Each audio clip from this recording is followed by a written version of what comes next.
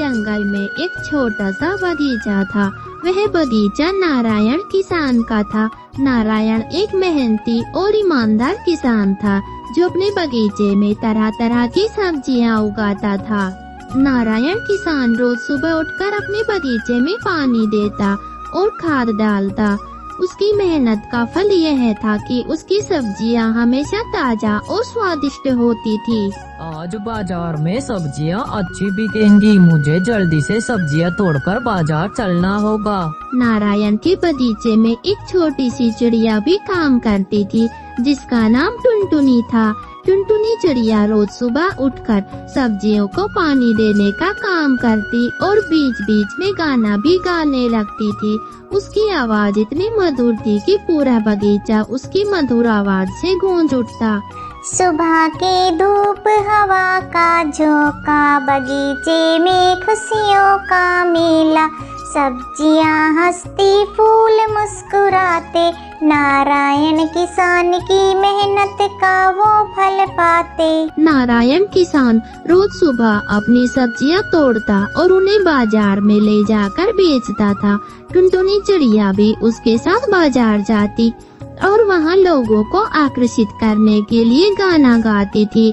उसकी आवाज की वजह से नारायण की सब्जियां तो जल्दी ही बिक जाती थी। लोग उसकी सब्जियों की तारीफ करते और कहते थे उनमें एक अलग ही स्वाद है। नारायण भाई, आजकल तुम्हारी सब्जियों का स्वाद और भी ज्यादा बढ़ गया है भाई, क्या बात है? बात तो कुछ नहीं है भाई, बस हमारी टुनटुनी का गाना है, उसकी आवाज में जादू है, जादू। फिर ऐसे ही कुछ दिन बीत जाते हैं। एक दिन की बात है, टुनटुनी चिड़िया बगीचे से वापस आ रही थी कि अचानक आसमान में बादल छा गए और तेज बारिश शुरू हो गई। टुनटुनी ने जल्दी से अपनी घोंसले की तरफ उड़ान भरी। टुनटुनी का कोई घर तो ना था, वह एक टूटे हुए पेड़ के खोल में ही रहती थी। उसकी एक बेटी भी थी जिसका नाम गुड़िया था। गुड़िया बहुत कमजोर चिड़िया थी और अक्सर बीमार भी रहा करती थी। टुनटुनी के पास इतने पैसे ना थे कि वह गुड़िया का इलाज करवा सके। मम्मा मम्मा, आप मेरे लिए क्या लाई हो? गुड़िया बेटी, ये देखे, मैं आपके लिए मीठे मीठे अंगूर लेकर आई हूँ। उसके बाद वो दोनों माँ बेटी मीठे मीठे अंगूर खाकर सो जाती। रात होते ही बारिश और तेज शुरू हो जाती है। बारिश तो रुकने का नाम ही नहीं ले रही थी। फिर मम्मा चिड़िया अपनी बेटी गुड़िया को अपनी पंखों में छुपा लेती है। तेज हवाएं चलने के कारण बारिश की बूंदें पेड़ के कोटर में भी आ रही थी, लेकिन बेचारी चिड़िया वो कुछ कर भी तो न सकती थी। टुनटुनी चिड़िया किसी तरह रात गुजारती और फिर सुबह हो जाती है। बारिश भी बंद हो चुकी थी। मम्मा चिड़िया नारायण के बगीचे में सब्जियां उगाने के लिए निकल पड़ती है। हे भगवान, मेरी बेटी गुड़िया बहुत बीमार है, मैं उसका इलाज कैसे करवाऊंगी? मेरे पास तो पैसे भी नहीं है, लेकिन मैं हार नहीं मानूंगी। मैं हमेशा कोशिश करती रहूंगी। मुझे विश्वास है मेरी बेटी एक दिन जरूर ठीक होगी। टुनटुनी चिड़िया ऐसे सोचकर काम कर रही थी।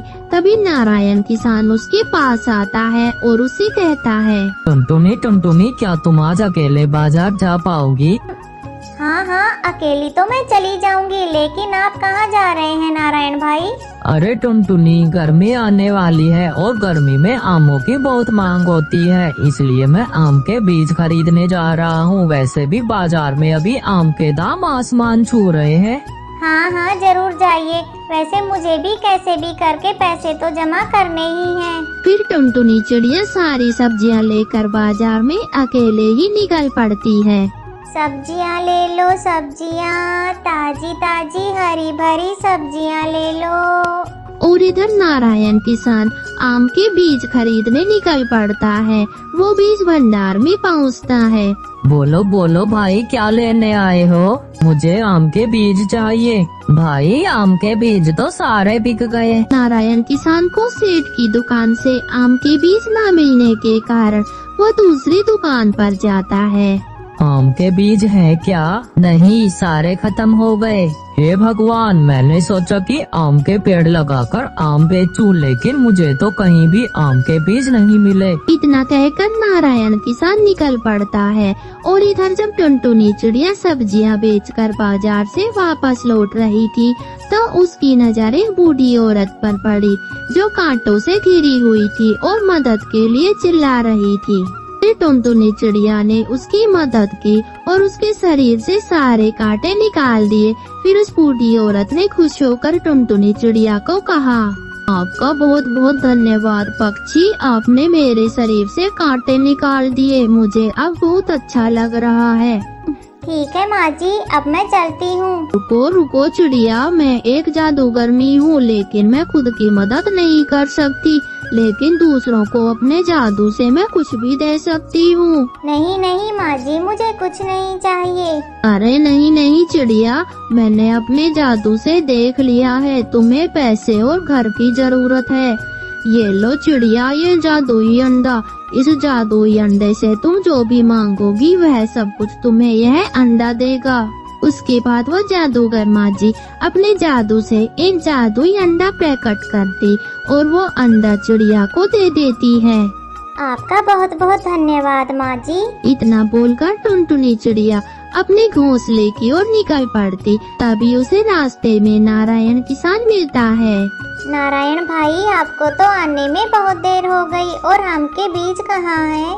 टुनटुनी चिड़िया, मैंने सभी दुकानों में जाकर पूछा, लेकिन किसी भी दुकान में आम के बीज नहीं मिले।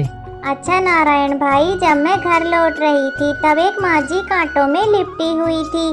वो मदद की गुहार लगा रही थी, तब मैंने उसकी मदद की और उन्होंने मुझे ये जादुई अंडा दिया और वो बोली कि इस जादुई अंडे से जो भी मांगोगी वो सब मिलेगा। अगर ऐसी बात है तो फिर तुम इतनी देर क्यों कर रही हो चिड़िया? जल्दी से जादुई अंडे से अपने लिए घर मांगो तुम। हाँ नारायण भाई, तुम सही कह रहे हो। फिर टुनटुनी ने जादुई अंडे से एक सुंदर और मजबूत घर मांगा और वह घर प्रकट हो गया। अब टुनटुनी और उसकी बेटी गुड़िया सुरक्षित थी। ये तो अंडे का घर है, कितना सुंदर और मजबूत है। ऐसा लगता है कि अंडे का यह घर लोहे की तरह मजबूत है। इसमें तो कोई शिकारी पक्षी भी कुछ नहीं कर पाए। हम इसमें आराम से जिंदगी गुजारेंगे। फिर टुनटुनी चिड़िया ने जादुई अंडे की मदद से गुड़िया का इलाज भी करवाया और वह जल्दी ही ठीक हो गई।